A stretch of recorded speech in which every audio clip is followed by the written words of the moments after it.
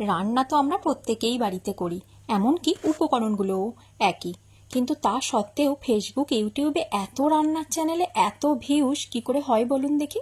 শুধুমাত্র পদ্ধতিগুলি আলাদা আলাদা। আজকে একদম নতুন পদ্ধতিতে একটা চিকেন কষার রেসিপি আপনাদের সাথে শেয়ার করব।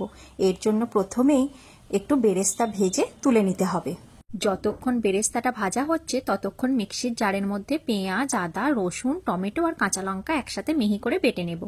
এইদিকে বেরেস্তাটাও ভাজা হয়ে গেছে, তেল থেকে বেরেস্তাগুলো ছেঁকে তুলে রেখে দেব। বেরেস্তা ভেজে তুলে নেওয়ার পর অবশিষ্ট তেলে গোটা জিরে, শুকনো লঙ্কা, তেজপাতা ফোড়ন দিলাম। ফোড়নটা একটুক্ষণ ভেজে নিয়ে মিক্সিতে বেটে রাখা আদা, পেঁয়াজ, রসুন, টমেটো আর কাঁচা লঙ্কার পেস্টটা কড়াই ঢেলে দিলাম। মিক্সির জারটা ধুয়ে অল্প জল দিলাম। এরপর মশলাটা ভালো করে কিছুক্ষণ ভেজে নেব। মশলাটা কিছুক্ষণ ভেজে নেওয়ার পর রোজকার মশলা জিরে গুঁড়ো, ধনে গুঁড়ো, হলুদ গুঁড়ো আর কাশ্মীরি লঙ্কার গুঁড়ো দিয়ে দিলাম। এরপর মশলা থেকে তেল ছাড়া অবধি কষে নেব।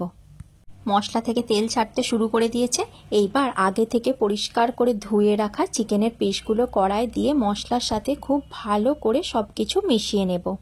চিকেনটা 7-8 মিনিট মশলার সাথে ভালো করে কষে নিয়ে যখন দেখবে জল ছাড়তে শুরু করেছে তখন কড়াই ঢাকনা চাপা দিয়ে চিকেনটা খুব ভালো করে সেদ্ধ করে নিতে হবে। দেখো 5 মিনিট পর কড়ার ঢাকনা খুলে দিলাম। চিকেন থেকে কত জল বেরিয়েছে। এই জলেই সম্পূর্ণ চিকেনটা সেদ্ধ হবে। সম্পূর্ণ চিকেনটা সেদ্ধ হওয়া অবধি অপেক্ষা করতে হবে। কড়ার ঢাকনা খুলে একবার মাঝখানে নেড়ে দিলাম। এরপর কড়ার ঢাকনা খুলে পরিমাণ মতো লবণ দিয়ে আবারও কড়াই ঢাকনা চাপা দিয়ে দেব। চিকেনটা যতক্ষণ সেদ্ধ হচ্ছে আগে থেকে যে বেরেস্তা ভেজে রেখেছিলাম তাতে 1/2 চামচ চিনি দিয়ে হাত দিয়ে গুঁড়ো করে বেরেস্তাটা মেখে নিলাম। এরপর কড়ার ঢাকনা খুলে দিলাম। দেখো জলটা অনেকটা শুকিয়ে এসেছে। এই সময় বেরেস্তা, টমেটো কুচি আর চেরা কাঁচা লঙ্কা আর 1 চামচ গরম মশলার গুঁড়ো দিয়ে সবকিছু ভালো করে মিশিয়ে কড়াই ঢাকনা চাপা দিয়ে দেব। এতক্ষণ চিকেনটা দেখে খুবই সিম্পল মনে হচ্ছিল না? বেরেস্তাটা অ্যাড করার পর দেখবেন চিকেনের কালারটা অদ্ভুতভাবে চেঞ্জ হয়ে গেছে।